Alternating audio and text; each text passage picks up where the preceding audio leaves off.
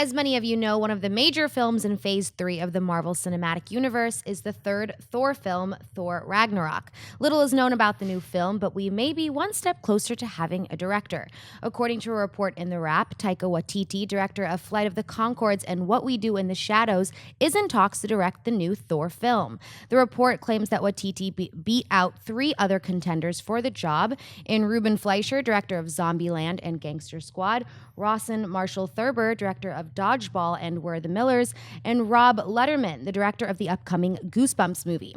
John, would you buy or sell Taika Waititi as the director for Thor Ragnarok? Look, my first instinct is to sell it. I mean, like, all due respect to people who are fans of Flight of the Conchords and What We Do in the Shadows, Flight of the Conchords is not exactly, narrative masterclassing. I mean, it was funny, it was charming, you had some really neat characters.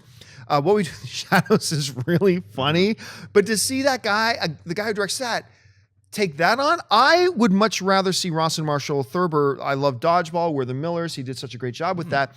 It seems lately that Kevin Feige is really focusing on comedy directors that he wants. So my first instinct is to sell it, but I can't. Because my first instinct was also to sell the Russo brothers at first. My first instinct was to sell Peyton Reed at first, who directed Ant-Man. And it worked. I know a lot of people, I was one of the few people I really like James Gunn. A lot of people were like, James Gunn to direct Guardians of the Galaxy? That worked.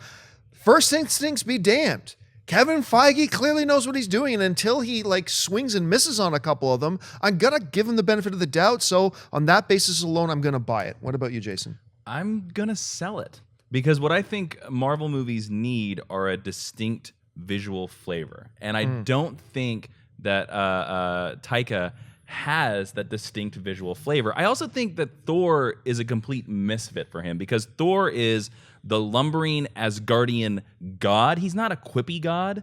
He's not if they were saying this is our choice for Iron Man 4, I'd be like, okay, I can sort of get it because he'll be able to shoot out all these lines. Or if this is our choice for Heroes for Hire, I could totally get it. But Thor, which Ragnarok, if you go off the comic book storyline, is going to be completely in the other 9 realms. It's going to be so cosmic-y, it's going to hurt our brains. And I'm just like, this seems like such a weird choice for this. But you made a fine point. Maybe they're like, well, James Gunn made all the cosmic-y stuff of Guardians of the Galaxy acceptable. Maybe this is our guy to make all the cosmic-y stuff of Asgard acceptable.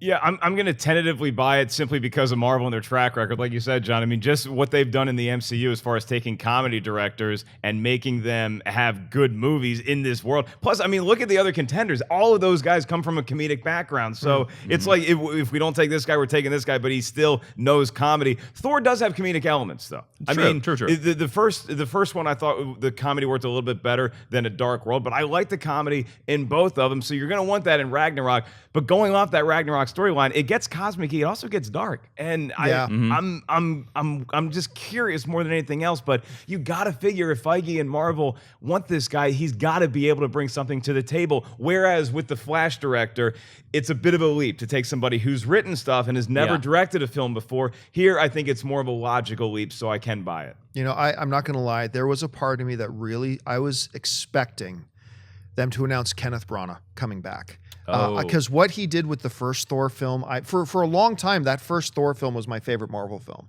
And I was really looking forward. I thought for sure they were going to bring him back. So part of me is just maybe just a little bit bitter. I'm with you. If they would announce that, I'd buy a ticket right now. I'd be jumping out of my this seat. Minute. Yeah.